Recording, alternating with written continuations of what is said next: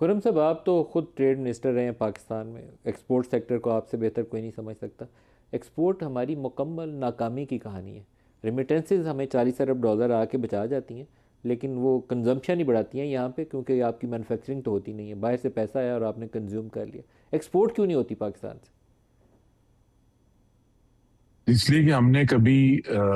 Systematically export کو promote ہی نہیں کیا، اور پچھلے کچھ دہائیوں میں جو آئی ایم ایف کا فارمولا ہے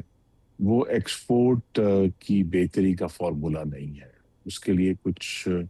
پروٹیکشن دینی ہے، کچھ آپ نے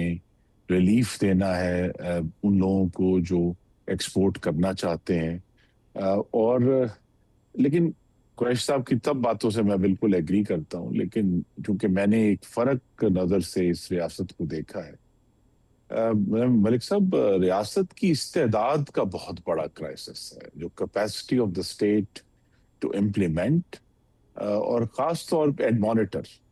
اور یہ جو 4 5 اکنامک منسٹریز ہیں جو کی ہیں، جس میں تجارت بھی ہے،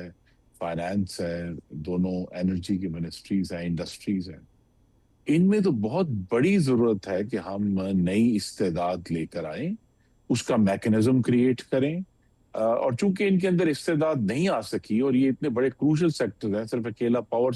سیکٹر ہی آپ کو اچھی طرح معلوم ہے کہ اس نے کس طرح پاکستان کی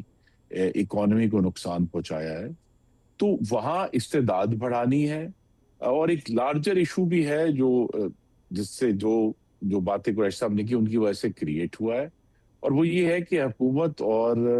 جو عوام ہے، یا حکومت اور بزنس کمیونٹی ہے، اس کے درمیان جو ٹرسٹ ہے، جو اعتماد ہے، وہ مکمل طور پہ سمیش ہو چکا ہے۔ تو لہٰذا جو چیلنج ہے وہ یہ ہے کہ اس اعتماد کو بحال کرنا ہے، اپنے بزنس کمیونٹی پہ اور اپنے شہریوں پہ ٹرسٹ کرنا ہے، ان کو چور کی طرح ٹریٹ نہیں کرنا، اور ان کو یہ انکریجمنٹ دینی ہے تھرو دو چیزیں ہیں جی: پریڈکٹیبلٹی اور سٹیبلٹی آف پالیسی۔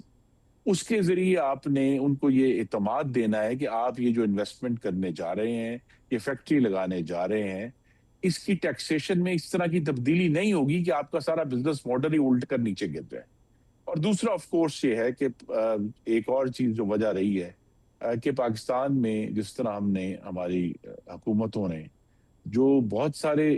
ایگریمنٹس جو ہیں نیگوشیٹ کی ہیں، چاہے بیرونی ممالک سے چاہے پاکستان کے اندر،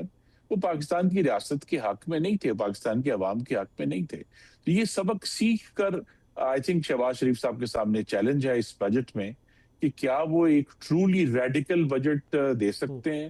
ورنہ حقیقت یہ کہ اگر جو روٹین کا مکھی پر مکھی بجٹ ہے، اس سے پاکستان میں نہ ہی نئی انویسٹمنٹ ہوگی، نہ گروتھ ہوگی، اور جو اصل مقصد ہونا چاہیے اس ساری ڈسکشن کا کہ جاب گروتھ کیسے ہوگی، کہ ہمارے نوجوان مرد و خواتین کو وہ روزگار ملے، تاکہ وہ جو خوشحالی ہے جب وہ لوگوں کے گھروں تک پہنچے اور ان کو محسوس ہو کہ پاکستان آگے جا رہا ہے۔